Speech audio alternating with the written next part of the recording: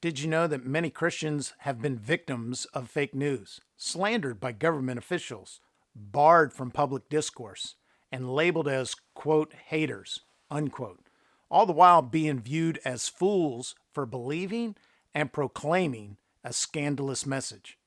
No, I'm not talking about what's going on today, but what was a common experience for many devout Christians of the early church period. And yet, they Christianized the Roman Empire. How did they do that? Well, stick around for a few minutes and we'll discuss it. Be right back.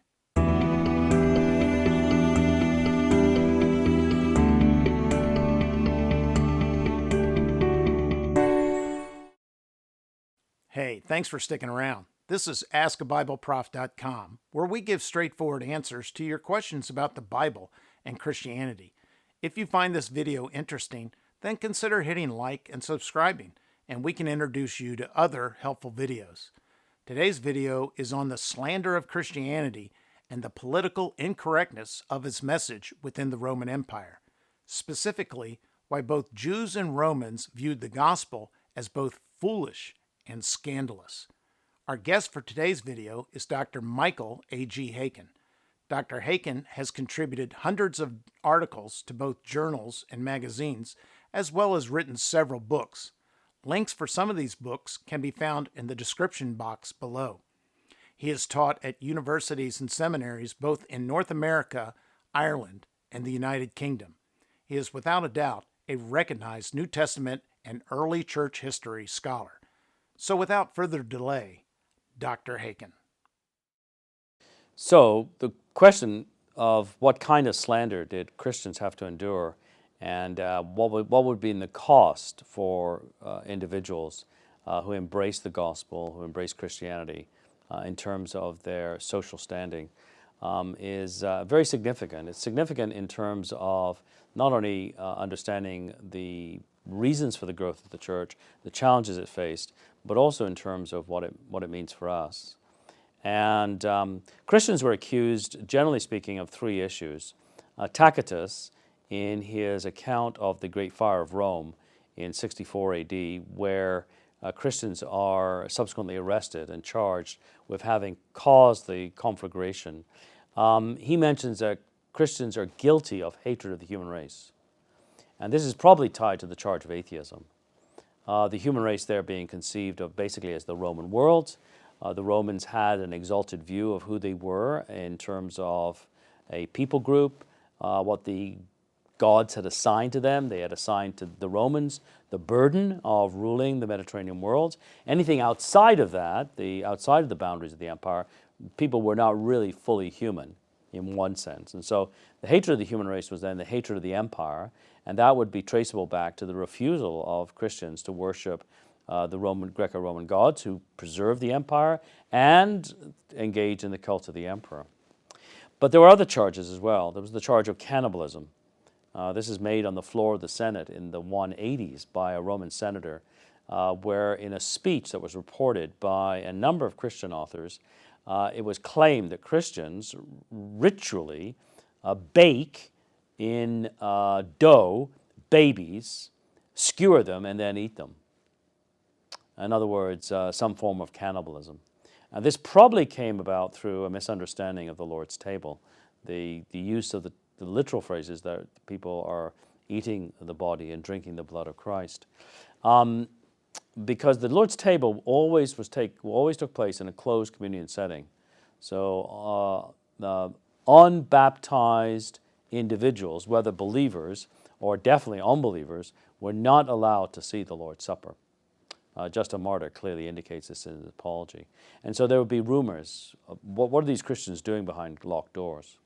And then the third charge was incest.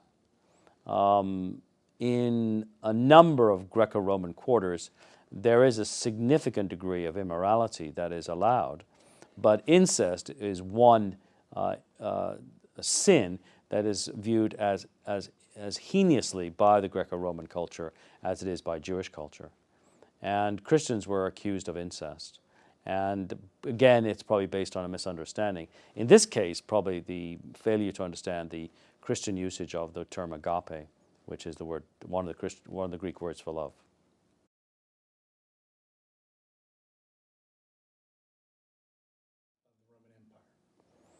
So, looking then at the difference between atheism in the modern world and atheistic perspectives in the ancient world, atheism in the modern world is a perspective that's embraced by not an insignificant number of people. In the ancient world, it's virtually unknown. I mean, you have Lucretius in his book on the nature of the universe, in which he understands the universe basically to be this kind of amalgam of atoms that are bouncing off against each other and producing various effects. In other words, it's chance or luck that runs the empire, runs the world. Atheism, though, is really not, cannot be found. Atheism cannot be found really in the ancient world, apart from the odd individual like Lucretius. But in terms of any sort of literary texts that bespeak atheism, they're very hard to find.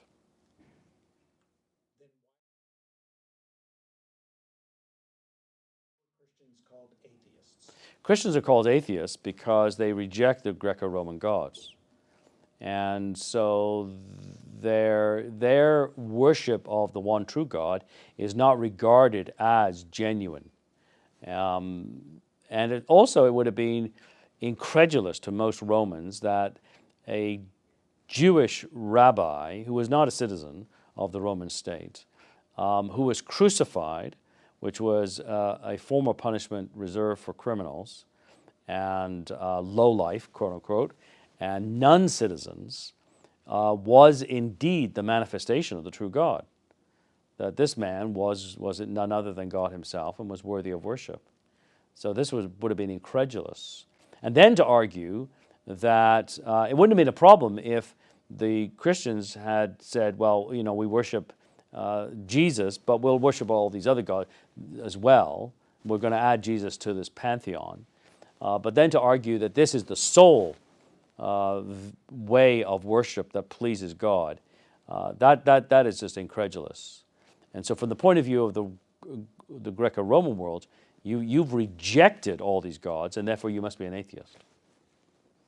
So when a person was accused of being a Christian, what would this cost them? Well, it could run a number of things. It could run a gamut. It could simply be names could be, a person could be called various names. So there is a piece of graffiti that dates from probably the 1st century A.D. in the imperial palace in Rome, where the page boys would have stayed, those younger boys who would have served in the Rome imperial household. And it's a depiction of a stick figure on a cross with the head of a donkey. And under it, in Greek, the name Alexamenos worships his god. And so there would be these sorts of, slanders made of Christians. There would be ostracism. We have a number of texts that speak about Christians being barred from the public square. The prelude to the vicious persecution in what is now Lyon, the Roman Lugdunum, in 177 A.D., indicates that there was ostracism that preceded the actual physical persecution.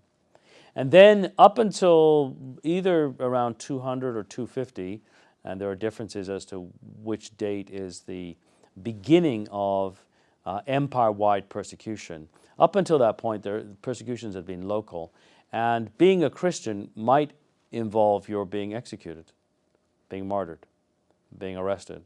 There were obviously large numbers of Christians who didn't experience that, and it's a mistake to think that persecution within the Roman Empire was continuous, empire-wide. It was neither.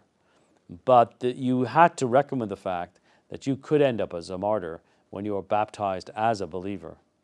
And between 64 AD, when the Roman state gets involved in killing Christians, and 312 AD, when the Edict of Milan is issued by Constantine, guaranteeing the toleration of Christianity.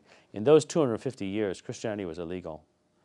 And you could be, if you were a Christian, executed. So why would Paul then describe the preaching of the gospel as foolishness? Well, I think he's speaking, if I'm thinking of the context correctly, in 1 Corinthians 1, of the preaching of the cross. And it is apparent foolishness to the Greeks and Romans that God was crucified. The crucifixion, as I mentioned earlier, was a form of punishment that the Romans used to demonstrate their imperial power, because unlike other forms of capital punishment, this is going to take you 2 or 3 days to die, maybe even longer. Yeah, the foolishness of the gospel cannot stop simply at the incarnation. So if you look at the gospel accounts of the incarnation, obviously they affirm the what we call the incarnation and the virgin birth, but the scandal is at the close of his earthly ministry. The scandal is that the one who was the Messiah of the Jewish nation, so it's scandalous for Jews that he would be crucified, but also that this one who dies a death reserved for slaves and really non-entities as far as the Roman world is concerned, is none other than the Lord of history. That's the scandal. So what's the takeaway? It's this: we've been here before. Christianity was born in the crucible of hostile rejection, and it grew and matured while taking heavy fire in the form of slander, suspicion, and political persecution, even to the point of violence, imprisonment, and physical harm, while being surrounded by an intolerant world. And yet, by their devotion to the Lordship of Jesus Christ and their faithful proclamation of His gospel, the early followers of Jesus Christianized the Roman Empire. What is politically incorrect today was even more despised and rejected in the first century. And yet the formula for faithfulness has not changed. Its commitment to the Lord Jesus Christ and the public proclamation of His gospel to a lost and dying world, regardless of the cost. If you've learned anything from this video, then consider hitting like and subscribing. I'm Dr. Monty Shanks for AskABibleProf.com. Thanks for watching, and God bless.